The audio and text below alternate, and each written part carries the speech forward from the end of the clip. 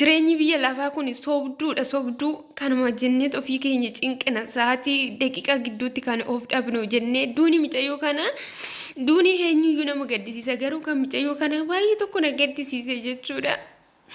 Waan jedhu qabu waaqayyo lubbuu ishee hamaaru. Nagaa waaqayyo isiniif haa ta'u hordoftoota koo akkam jirtu nagaa keessanii nagaadha rabbiin galanni guddaan haa ta'u isinis nagaa ta'a isiniin jedha. Keessumaa ijoollonni biyya namaa jiru waaqayyo inni waan hunduma keessatti abbaaf haadha waan hundumaa inni nu ta'e inni manaa nu baase nagaan gara biyya keenyatti nu haa galchu. Guyyaarraa gara guyyaatti gurri keenya wanta gaarii dhaga'uu dhiisee waanuma du'a bichaadha kan inni dhaga'u jechuudha. Daqiiqaa xiqqoo keessatti kan of dhabnu maaliif akka ta'e hin beeku barri kun bara habaarsaa nu jalaa ta'ee jira. Mucayyoon kun maqaan ishee Masarat Warqinaa jedhamti. Iddoo hojii yookaan immoo iddoon ishiin hojjettu Joordaan keessatti erga biyyarraa baatee waggaa 3 xumurtee gara biyyaa galuudhaaf guyyoonni muraasni kan hafan yeroo ta'u sanaafi qophii hundumayyuu xumurtee gaafa roobii haati manaa Andoolam gosa boqottee turte ishii irratti jechuudha viidiyoo waan ta'e gallakkistee turte jechuudha viidiyoo ishii irratti hojjettee to'i. Ofiishiitiifis gaafuma roobii sana galgala shaaworii galuudhaaf seentee shaaworiin sana keessatti hafte jedhamaa jira. Wanti adda bahee hin jiru mucayyoo kana.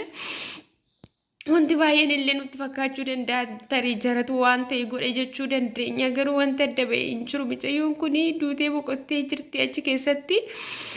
Kanaaf jechuudha warri gara biirootti dhiyaattanii warri gargaaruutii dandeessan qaama seeratti kan dhiyaattanii adara reefumti ishiiyyuu gara biyya ishiitti akka galuu taasisaa isiniin jira. Ishii fayyaa kun galamaatii kun arge jettee otoo waan baay'ee gugguuttattee qoqqophooftu yeroo du'a ishii gara biyyaatti deebi'u.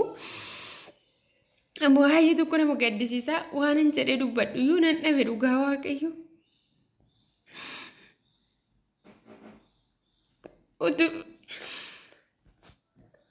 Jirra jennee otoo asiif achi fiignu otoo guyyaa tokko hin boqotin nuuf darba jennee otoo ija gaariifamaa dandeenye jiraannu otoo beela dandeenye otoo dheebuu keenya hunduma isaayyuu dandeenye guyyaa tokko gallee keessaa boqonna wanta hojjennetti illee haara galfanna otoo jennu. Wanti akkanaa kun dhufeetoo jechuudha. Akkuma lubbuu keenya hin jiraanne ishuma hojjenne sanayyuu akka ittiin boqonne nu taasisa. Kanaafiyyuu yaa obboloota koo adaraa keessanii jireenyi biyya lafarraa kun cinqiidha. Jireenyi biyya lafarraa kunis immoo yeroo gabaabduudha waan ta'eef amma ta'e of eeggannoo taasisaadha.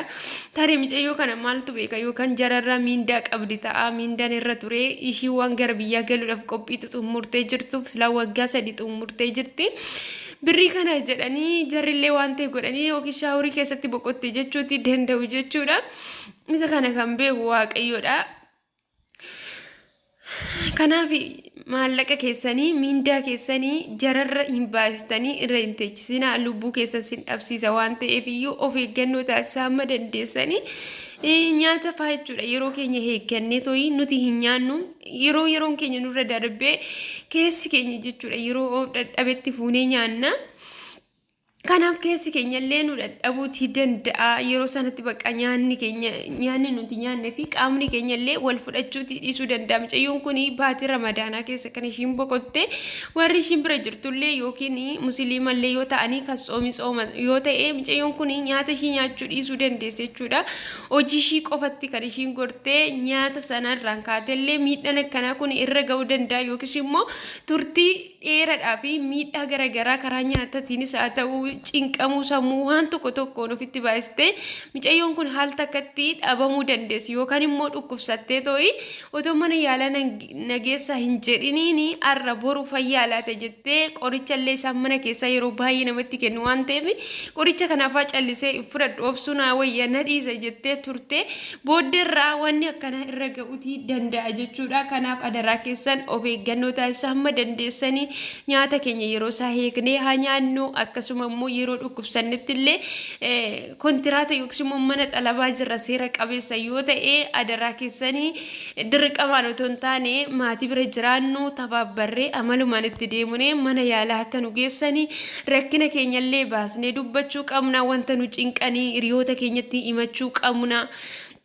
waan humna keenya ta'e olittis immoo of cinquu hin qabnu. Guyyaan biyya lafaa kanarraallee deemnu hin beekamu. Adaraa obboloonni biyya namaa keessa jirtanii waanuma kamiiniyyuu haa ta'u of hin cinqina. Yoo jiraanne namaaf taana, yoo jiraanne borutti darbinee too isa itti hojjanne kanatti boqochuuti dandeenya waan ta'eef of eeggannoo taasisa jechuudha. Biyya namaa keessatti akka namni reeffi namaallee boqonnaan argatu, reeffi namaallee kabajan argatu jechuudha. Waanan dubbadhu gaa waaqayyoo na jalaa badee waanan jedhuun qabu obboleettii kanaaf rabbiin lubbuu ishee amaaru biyya lafaarrattis hin boqonnee yeroo itti biyya keenya keessatti dargaggummaa keenyatti fayyadamne yeroo jireenya dargaggummaa keenyatti jiraachuun nurra jirutti gola namaa keessatti rakkinaan dabarsine jireenya biyya lafarraa kanarratti wanta waaqayyootti gammada jiraadhaan hin jedhe sana odoo gammachuusaa hin argine biyya lafaa kanarraa darbina. Hundaafiyyuu wanti godhamu hin jiru ereega nama namaaf caafamedha. Namni kamiyyuu gaafa dhalatu bakka akkasiin jiraadha jedheetoo miti. Bakka akkasitti du'aa, bakka akkasitti nafaa, bakka akkasitti waan akkanaan ta'a jedhee miti. Bakka rabbi nama oolu waan ta'eef irra caalatti immoo lubbuu keessanii akka seexanii hin balleessine adaraa keessanii akkuma uumaa keessanitti waaqayyo uumaa keessaniin kadhadhaadha. Jireenya keessan hunduma keessattiyyuu waaqayyoon of fuuldura buusadha. Waaqayyo wanti keessa hin jirre hundumti isaayyuu gaarummaan qabu jechuudha. Seexanni jireenya namaa, lubbuu namaa, waan hunduma namaayyuu karaa balleessu barbaada waan ta'eef isin jira obboloota koo. Yaani dogoggoraa jiraate dhiifama isiniin jedha. Baay'ee tokkochuudhaan illee cinqamaatiin viidiyoo kana waraabuu baay'ee tokko natti dhaga'ame. Kun shamarran carraa shamarran biyya Arabaa jirtu hunduma ishee jechuudha. Hunduma keenya dabalata. Hundaafiyyuu waaqayyoof haa galatu wanta jennu hin qabnu amma dandeenye immoo of eeggannoo haa taasisnu. Jireenya keenya hundumaas immoo rabbitti haa kenninu isiniin jedha. Amma viidiyoo biraatiin deebinee walitti deebinutti nagaan naa turaa isiniin jedha obboloota koo. Ciao.